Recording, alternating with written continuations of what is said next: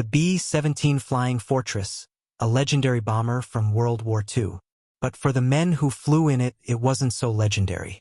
It was terrifying, cold, loud, cramped, and deadly. From 1942 to 1945, thousands of American airmen flew B-17 bombers on daylight bombing missions over Nazi-occupied Europe. These weren't quick in and outs.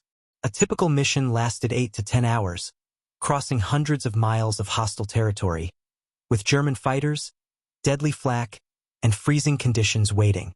The idea? Hit strategic targets, factories, rail yards, oil plants, deep behind enemy lines. But the cost? Devastating. At 25,000 feet, it was minus 40 degrees Celsius. The B-17 wasn't pressurized or insulated. It was like flying in a giant metal freezer, with open windows for the gunners. Crews wore heated suits, gloves, boots, and oxygen masks. But the suits often failed, leaving fingers numb and frostbitten. And if you took your gloves off to fix a jammed gun, you could freeze your skin to the metal. Flying in formation helped, but German flak cannons and fighter planes were waiting.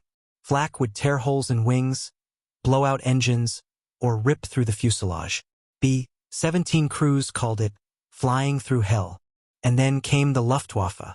Bf-109s and FW-190s flew straight at bomber formations, unleashing cannon fire. Each B-17 had 10 men and up to 13 machine guns, but that didn't guarantee safety.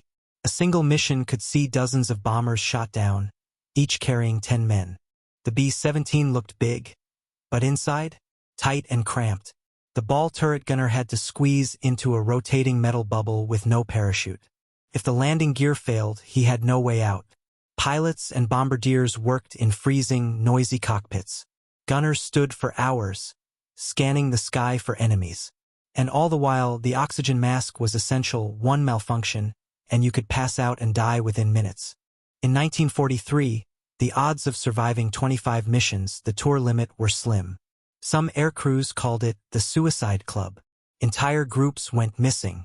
Casualties were so high that new crews were trained almost weekly.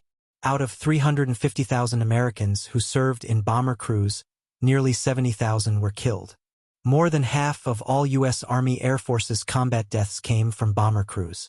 Despite the cold, fear, and brutal odds, they kept flying. To stop the Nazi war machine, to support the ground troops, and to shorten the war. The B-17 wasn't just a bomber, it was a symbol. And the men inside? Heroes who fought not just the enemy, but the sky itself. Thanks for watching Quick History. Comment below. Would you fly one mission in a B-17? Subscribe for more powerful World War II stories told fast.